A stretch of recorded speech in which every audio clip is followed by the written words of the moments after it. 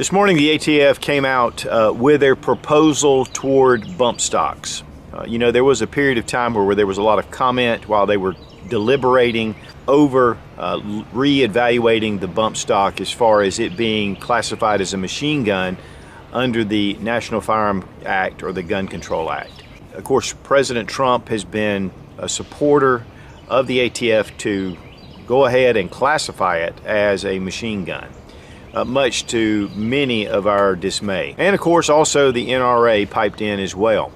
One of the things about this proposal actually, and I'm going to have a link down below, it's a really thorough read. I mean, it's a good read. It's not really in lawyer terms. It's very easy to read.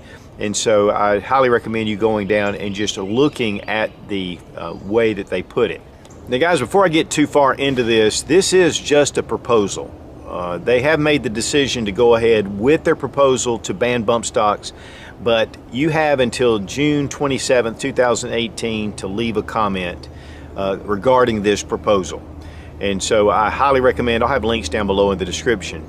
But guys, we've got to make our voice be heard regardless. According to the ATF, there have been approximately 400,000 bump stocks sold in the U.S. There are two main manufacturers of bump stocks. There were 7 at one time, but because of litigation, only 2 exist. One solely to make bump stocks, one that's just part of their business. Over that period of time, it's generated about $96 million in revenue. Now, one of the things about all these numbers is that the ATF is estimating, they're guessing, because bump stocks are not regulated. There's no serial number, there's no background check, there's nothing. You just buy it. You could buy it at a gun show, you could buy it at a gun store, you could just buy it online. As far as production numbers go, these are where they're getting some of their figures, but there's still a wide variety or wide range in their estimation. Bump stocks have been on the market for 8 years now.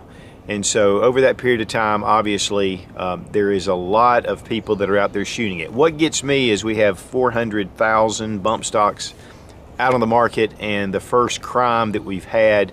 Now, one of the things about the bump stocks are, and for me, and when I made my statement to, or my comment to the ATF, is that machine guns are, one pull of the trigger and it continues to fire until you release or the ammunition runs out. And that's pretty much loosely the definition of a machine gun according to the law.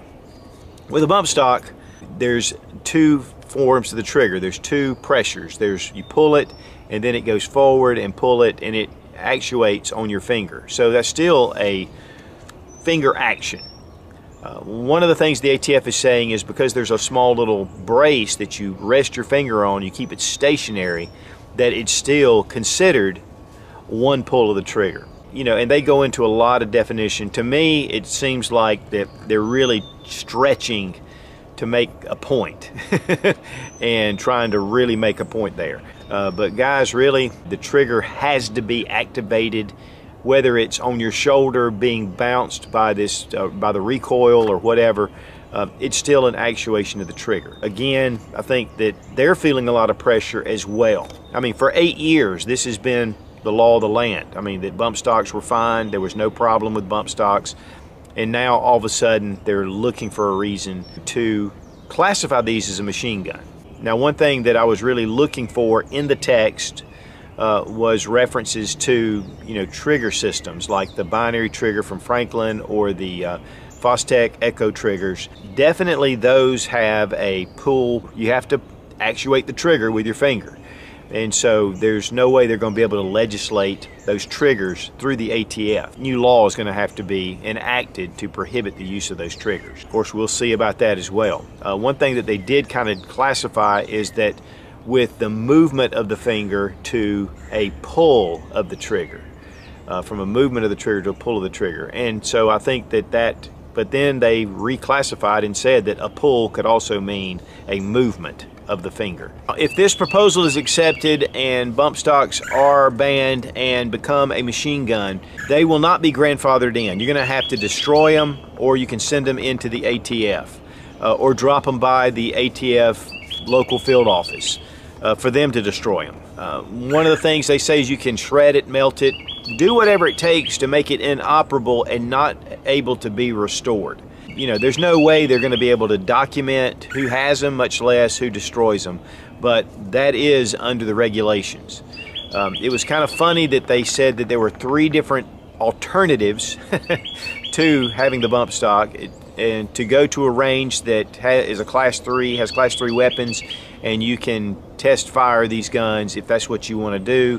One thing that I thought was kind of unusual was they said you could actually, you know, put it in your belt loop and fire it that way, or a rubber band, or whatever it is, you know, that the method you want to use to bump fire. Even it says train your finger to shoot faster.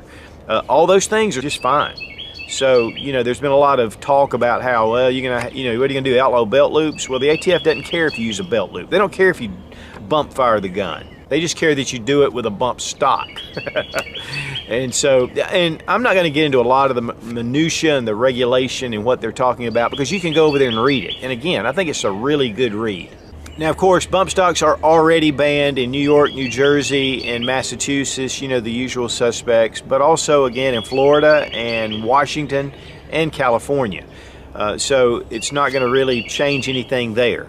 But for the states that have freedoms to have bump stocks, you're no longer on the federal level going to be able to be in possession of a functioning bump stock. Now, again, this is just a proposal. This is not a final verdict or final decision, and you can still make comments all the way up till June 27th, 2018. Again, I'll have the link down below. You can just go to it. You can leave your comments. They will keep you updated. The email that I got was because I left a comment. And guys, don't be afraid to go to the ATF and sign in and register your comment. One thing I will say is please be respectful, be polite. You know, these guys at the ATF, the people that are reading this, they have no sway personally over this decision, or that they even agree with it. They're just taking in the comments. And they do go through these comments, and overwhelmingly the bump stock ban was opposed, and they even admit that. So guys, whether you have a bump stock or not, let your voice be known. Get in touch with the ATF. Let them know that we are watching and that we're holding them accountable. Even if they decide to carry through with this bump stock ban, guys, we need to continue to make our voice heard. Me personally, I don't like bump stocks. You know, I've only had one on the channel. It was a buddy of mine's, and I could have cared less about it. I'm just not a fan of it. But I am a fan of freedom, and I am a fan of the government not telling me what I can and can't have.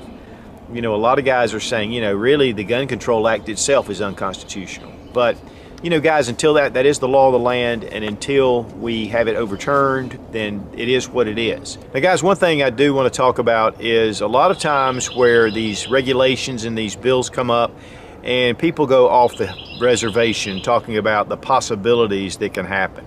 One of the things that the ATF was clear in this is that this is not going to affect triggers or, you know, semi-automatic guns or magazines or anything like that. It definitely specifies bump stocks and why bump stocks, they feel, fall into the machine gun category. And that is definitely with the pull of the trigger. The trigger finger is the key to all of this. And so, you know, their definition of, you know, the action of the trigger to me is flawed, but that is a specific. I know a lot of times we have people getting on here, just like we did, you know, with the YouTube guides and regulations and the policies, and people just go to the nth degree. And guys, the problem with that is if you cry wolf too many times, you know, you're going to lose your effectiveness. And so we need to keep level. We need to look at what they're really doing and not speculate. But on the other hand, on the other side of that, we definitely need to be careful because wording can be twisted, but not every time. So let's just be careful. So guys, we have a lot ahead of us, and to me this is a small thing compared to some of the things that we're facing with all of these rallies that happened last weekend. And guys, I mean, it has really brought a lot of media attention. Obviously it's gotten a lot of the politicians thinking. We need to remind them that the majority does not agree, and that these kids really, you know, they're being supported by leftist groups, and a lot of money is being thrown into this. Such a well-organized machine, there's no way a bunch of high school kids could put this together. And we've got to really stand against it. Again, guys, like I said earlier in the video previously, is we are a republic, and that means we have God-given rights that are law, and a democracy, which is the majority crying out for something, does not hold water when it comes to our Second Amendment rights. And you know, there was even a former Chief Justice that came out, I'm not going to mention his name, that said that we need to repeal the Second Amendment. And guys, we need to stand firm and let our congressmen, senators, the president know that we hold the Second Amendment to be sacred and not to be touched. Be strong, be of good courage. God bless America. Long live the Republic.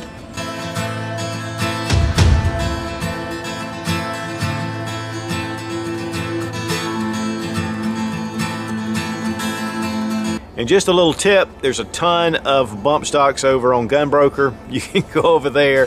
Their prices range from all over the place, but I know that many of you feel the responsibility to buy these stocks so you can take them and go ahead and destroy them once this proposal is passed.